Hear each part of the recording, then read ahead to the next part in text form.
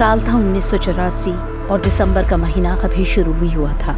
हर शाम की तरह इस रोज भी लोग अपने अपने कामों में व्यस्त थे। कुछ लोग अपनी दैनिक दिनचर्या में लगे हुए थे तो कुछ झुंड बनाकर एक दूसरे से बातें कर रहे थे। लेकिन कौन जानता था कि हर रोज की तरह लगने वाली ये शाम कुछ ही पलों में लोगों के जीवन में इतना भयानक बदलाव ला देगी जिसकी कभी किसी ने कल्पना भी नहीं की होगी। ये शाम थी दुनिया की सबसे भीषण त्रासदियों में से एक के रूप में जानी जाने वाली भोपाल गैस ट्रेजेडी की। दरअसल भोपाल में यूनियन कार्बाइड इंडिया लिमिटेड यानी UCIL नाम की एक फैक्ट्री थी और जहां कीटनाशकों का निर्माण किया जाता था। फैक्ट्री कई स्थानीय लोगों के लिए एक रोजगार का जरिया थी। हालांकि उन्हें इस बात का जरा भी एहसास नहीं था कि यही संयंत्र दुनिया की सबसे विनाशकारी औद्योगिक आपदाओं में से एक का केंद्र बन जाएगा। 2 दिसंबर 1984 को कर्मचारी अपनी रात की शिफ्ट पर थे। जैसे जैसे रात होती गई, इस कीटनाशक संयंत्र से खतरनाक गैस मिथाइल आइसोसाइनेट का रिसाव शुरू हो गया और गैस के लीक होने की वजह थी टैंकर नंबर 610 में जहरीली मिथाइल आइसोसाइनेट गैस का पानी से मिल जाना। इससे टैंक में दबाव बन गया और वो खुल गया और फिर इससे निकली वो गैस जिसने हजारों लोगों की जान ले ली और लाखों को विकलांग बना दिया और जिसका दंश आज भी दिखाई पड़ता है। आपदा से अनजान कर्मचारी गहरी नींद में सोए हुए थे।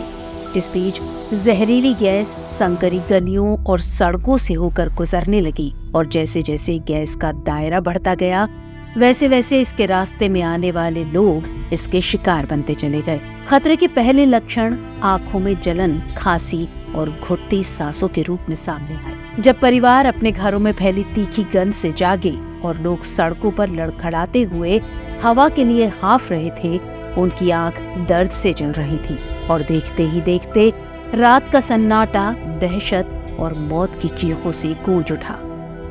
इसके बाद मची अफरा तफरी। शहर के अस्पताल जहरीली गैस के प्रभाव से पीड़ित मरीजों की भीड़ से भर गई। सड़कें जो कभी खेलते हुए बच्चों की हंसी से भरी रहती थी, अब उन लोगों के बेजान शरीरों से पटी हुई थी जो जहरीले धुएं के शिकार हो गए थे।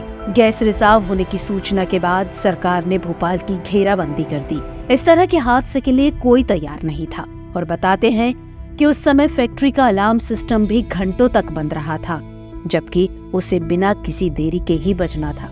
जैसे जैसे रात बीत रही थी, अस्पतालों में भीड़ बढ़ती जा रही थी, लेकिन डॉक्टरों को ये मालूम नहीं था कि आखिर हुआ क्या है और इसका इलाज कैसे करना है। टीवी, रेडियो और अखबार के मार्फत पूरी दुनिया में इस आपदा की खबर जंगल की आग की तरह फैल गई और जिसके बाद सरकार को अंतर्राष्ट्रीय सहायता और समर्थन मिलने लगा।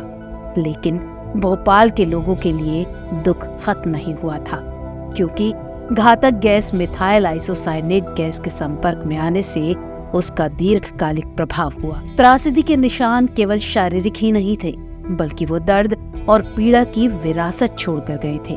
साल बीतते गए और न्याय के लिए कानूनी लड़ाई चलती रही। पीड़ितों ने यूनियन कार्बाइड से जवाबदेही की मांग करते हुए उनके जीवन में हुई अपूरणीय क्षति के लिए मुआवजे की मांग की।